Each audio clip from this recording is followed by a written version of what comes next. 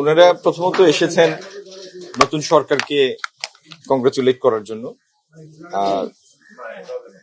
আর আমাদের সাথে ওনাদের তো একটা চুক্তি হয়েছে কিছুদিন আগে। এছাড়াও বাংলাদেশ এবং মার্কিন যুক্তরাষ্ট্রের একটা বড় বাণিজ্যিক অংশীদারিত্ব আছে।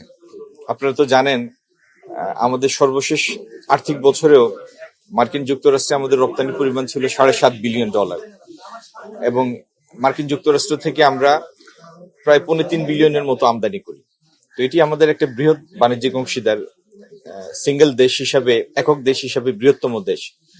তো সেই দেশের সাথে আমাদের অর্থনৈতিক সম্পর্ক, বাণিজ্যিক সম্পর্ক, আগামী দিনে বিনিয়োগের সম্পর্ক, আমাদের এখানকার ডিজিটাল ইনফ্রাস্ট্রাকচার ডেভেলপ করার জন্য তাদের সহযোগিতার বিষয়ে, এরকম অনেক গুরুত্বপূর্ণ বিষয় জড়িয়ে আছে দুই দেশের মধ্যে।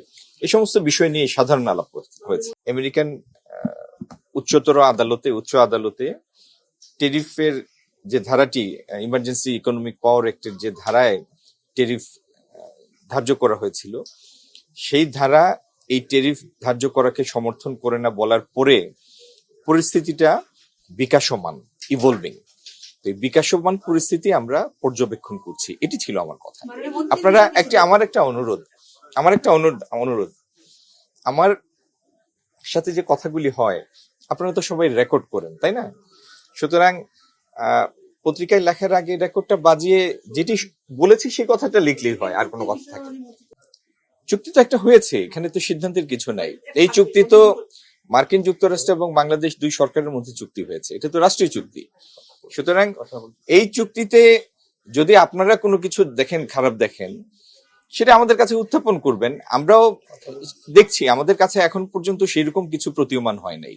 আর আরেকটা জিনিস আমি বলি, কোন চুক্তি এন্ড অফ লাইফ না, জীবনের সর্বশেষ কিছু না।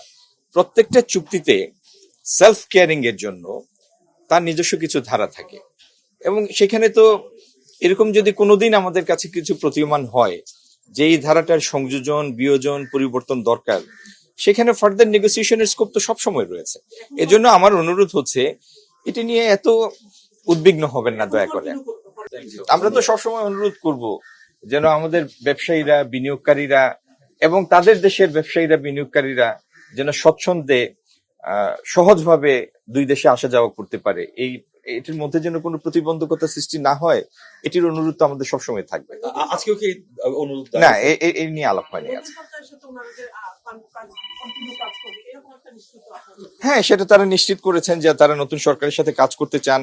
তারা আগামী দিনে কিভাবে আমেরিকান বিনিয়োগ এই দেশে আসবে সেটার জন্য দুই একটা প্রতিবন্ধকতার কথা উল্লেখ করেছেন, যে এইগুলি দূর করলে আমেরিকান বিনিয়োগের জন্য সেটি সহজতর হবে, বাংলাদেশ একটা উর্বর ভূমি হবে, ইত্যাদি আলাপ হয়েছে। আমাদের কিছু নন টেরিফ ব্যারিয়ার আছে যেগুলি দূর করা গেলে তাদের ডেভেলপমেন্ট ফিন্যান্স যেটা আছে সেটা বাংলাদেশের জন্য, বাংলাদেশ এলিজিবল হবে সেটার জন্য।